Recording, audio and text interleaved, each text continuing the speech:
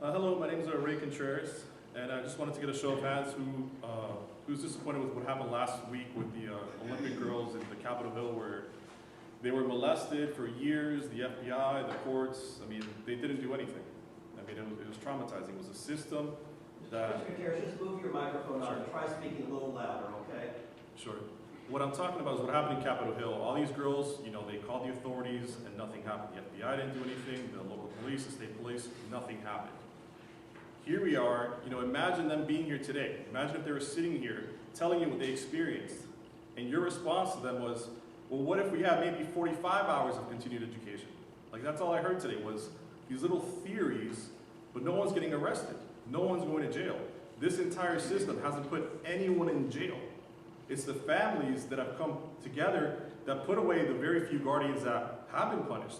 The state of Nevada had an April Parks case where they locked up the guardian, her attorneys, and all her accomplices. I mean, we're Florida. We're the capital of retired people, and yet nothing's ever happened here. In my family's case, my stepfather had a $100 million estate, and the court-appointed attorney, who's also the registered agent for the same professional guardian, showed up to a mediation with a military assault rifle and was intimidating my mother and her lawyers. He sent letters to the judge saying he wants to rewrite the entire will, changing all the trustees, beneficiaries, and guardians. The judge went along with it. This is Judge Stargo, whose wife is Kelly Stargo, which is a senator. I contacted the governor of Florida. The first thing he did was promote this judge to the appeals court. I contacted Anthony's office. I contacted the Office of Elder Affairs. I contacted the Florida Bar, the Inspector General. All of them buried this case. I contacted Colleen Burton. The very next day, the case gets closed from the Office of Elder Affairs.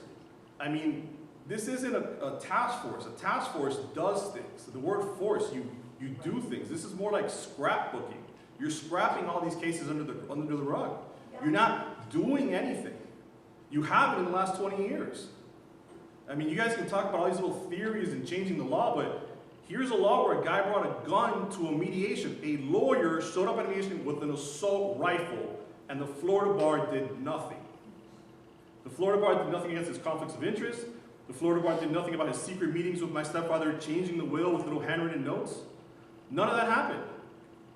So my question is, what action are you going to take? Because I hear you guys talk the talk, but nobody's walking the walk. I mean, if you want to take action and send a message for this to stop, you need to start arresting these people and putting them behind bars. We're Florida. Why is the state of Nevada more proactive in putting these people in jail and you guys aren't? Can anyone here say that they single-handedly put a guardian in jail? Or was it always initiated by the families who had the money to hire the lawyers to even get the justice that they needed? My stepfather, like everyone's here, he was murdered. He was exploited. They took everything. This professional guardian had 3 different law firms representing her. Her name is Peggy DeVivo, and the court-appointed attorney, whose name is Keith Miller. They should be in jail.